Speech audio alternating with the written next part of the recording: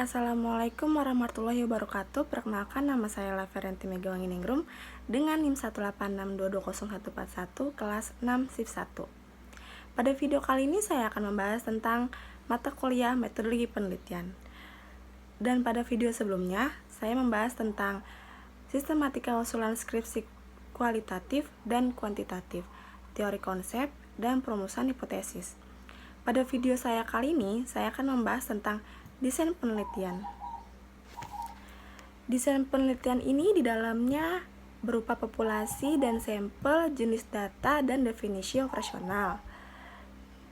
Rancangan penelitian yang menjelaskan berbagai cara yang digunakan untuk permasalahan, atau juga strategi untuk mencapai tujuan penelitian yang telah ditetapkan berperan sebagai pedoman atau penuntun bagi peneliti untuk proses penelitian. Permasalahan penelitian ada 4, yaitu 1. Populasi dan sampel, yang kedua jenis data, ketiga definisi operasional, dan keempat metode analisis data. Selanjutnya yaitu definisi operasional adalah cara mengukur variabel dengan menggunakan berbagai skala, atau juga dapat dikatakan bagaimana penelitian menjelaskan suatu variabel yang akan diteliti dengan berbagai skala. Di definisi operasional ada macam-macam skala pengukuran. Macam-macam skala yaitu ada skala nominal, skala ordinal, skala interval, dan skala rasio. Skala interval atau Likert yaitu skala Likert digunakan untuk mengukur siap pendapat dan persepsi seseorang atau sekelompok orang tentang fenomena. Dengan skala Likert, variabel dijabarkan sebagai indikator, kemudian indikator dijadikan item-item pertanyaan. Jawaban setiap item instrumen mempunyai gradasi dari sangat positif sampai sangat negatif. Skala Likert ini biasanya digunakan sebagai pengukur data numerik dan juga biasanya dibuat dalam bentuk ACNet atau kuesioner dengan pilihan ganda atau dengan checklist atau dengan daftar periksa. Di skala Likert ini ada contoh alternatif jawabannya. Contoh alternatif jawaban dalam skala Likert: sangat setuju, sangat positif, setuju, positif, ragu-ragu, negatif, tidak setuju, sangat negatif, sangat tidak setuju, selalu, sangat baik, sering, baik, kadang-kadang, tidak baik, tidak pernah, sangat tidak baik. Skala pengukuran instrumen penelitian itu ada skornya juga di setiap masing-masing jawaban. Yang pertama, sangat setuju, selalu, sangat positif diberi skor 5. Setuju, sering positif diberi skor 4. Ragu-ragu, kadang-kadang, netral diberi skor 3. Tidak setuju, hampir tidak pernah, negatif diberi skor 2. Sangat tidak setuju, tidak pernah diberi skor 1. Selanjutnya di sini saya akan membahas tentang skala Goodman. Skala pengukuran dengan dua jawaban yang tegas, data yang didapat interval atau rasio. Skala Goodman dapat dibuat dalam bentuk pilihan ganda, juga dalam bentuk checklist. Jawaban dibuat skor tertinggi 1 dan terendah 0. Selanjutnya yaitu ada skala nominal. Skala pengukuran di mana angka tidak memiliki makna kecuali hanya sebagai pembeda. Contoh, hitam, putih, KP Big 4, KP non Big 4, pria, wanita, departemen akuntansi, departemen pemasaran. Setelah itu ada skala ordinal. Skala ini memiliki arti tingkatan atau rating. Di dalam skala ordinal, objek atau kategori disusun berdasarkan urutan tingkatannya dari tingkat terendah ke tingkat tertinggi atau sebaliknya. Di sini ada contoh jawaban pertanyaan berkaitan dengan juara. Jika juara 4, jika juara 3, jika juara 2, jika juara 1. Dalam urutan tingkatan ini, juara 1 itu adalah urutan yang tertinggi dan juara 4 adalah urutan terendah. Selanjutnya ada macam-macam skala rasio.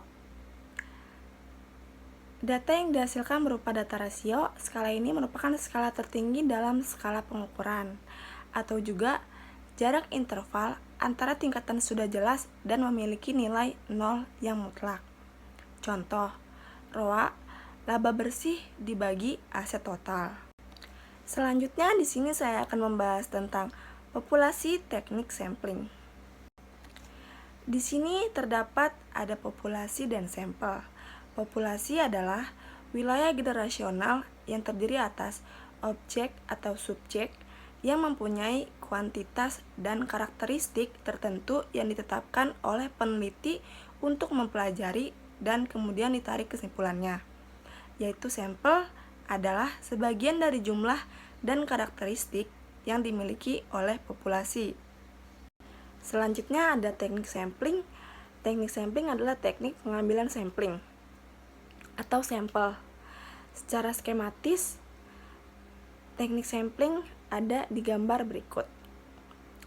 Teknik sampling dibagi menjadi dua, yaitu probability sampling dan probability sampling. Probability sampling dibagi ada 4 macam, yaitu yang pertama simple random sampling, yang kedua proportionate random sampling, yang ketiga disproportionate random, yang keempat area cluster sampling menurut daerah. Lalu ada non probability sampling, yaitu sampling sistematis, sampling kuota, sampling aksidental, purposive sampling, sampling jenuh, snowball sampling. Probability sampling adalah teknik sampling yang diberikan peluang yang sama bagi setiap unsur atau anggota populasi untuk dipilih menjadi anggota sampel. Teknik ini meliputi simple random sampling. Dikatakan simple atau sederhana karena pengambilan sampel anggota populasi dilakukan secara acak tanpa memperhatikan strata yang ada dalam populasi itu. Cara demikian dilakukan bila anggota populasi dianggap homogen. Contoh dari sampel random sampling yaitu ada yang pertama lempar koin, lempar dadu, dan lain-lain. Selanjutnya ada proportionate random sampling.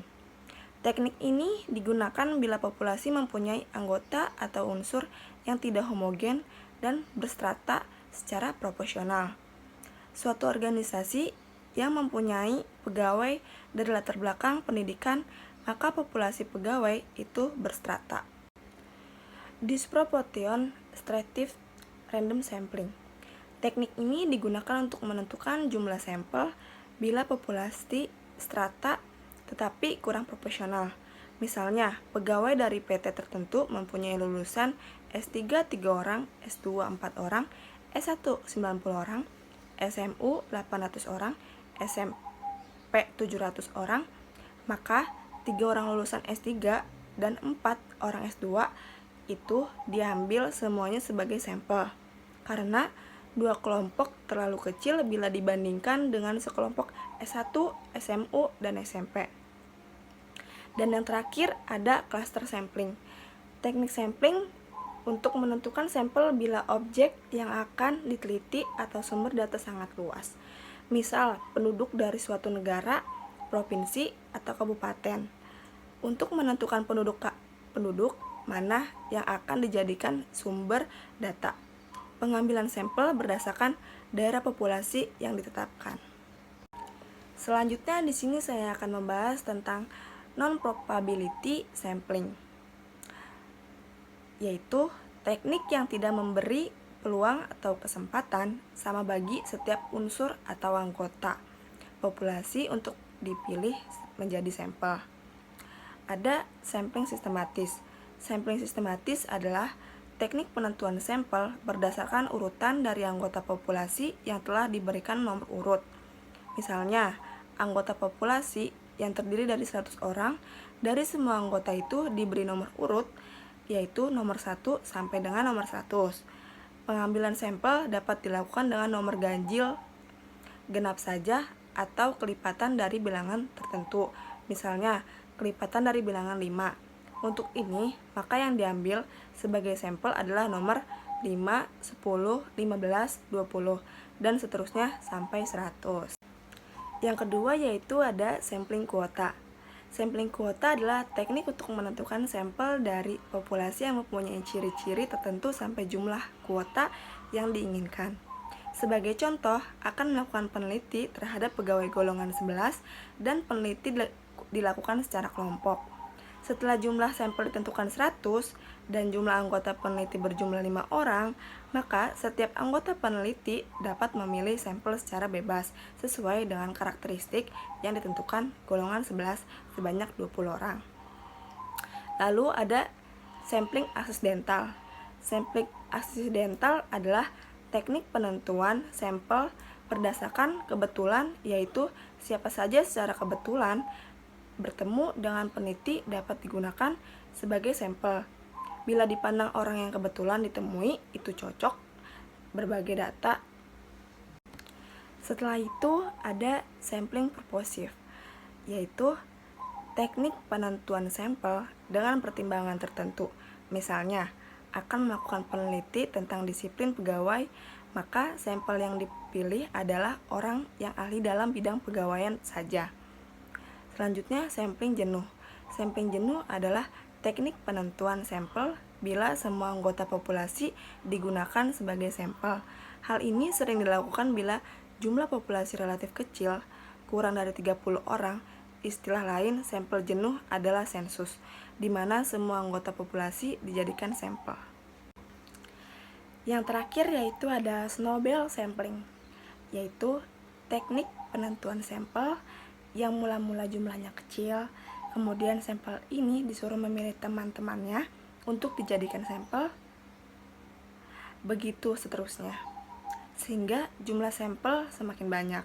Ibarat bola salju yang menggelinding, makin lama semakin besar. Pada penelitian kualitatif, banyak menggunakan sampel proposif dan snowball.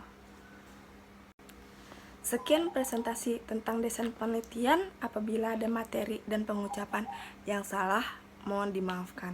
Assalamualaikum warahmatullahi wabarakatuh.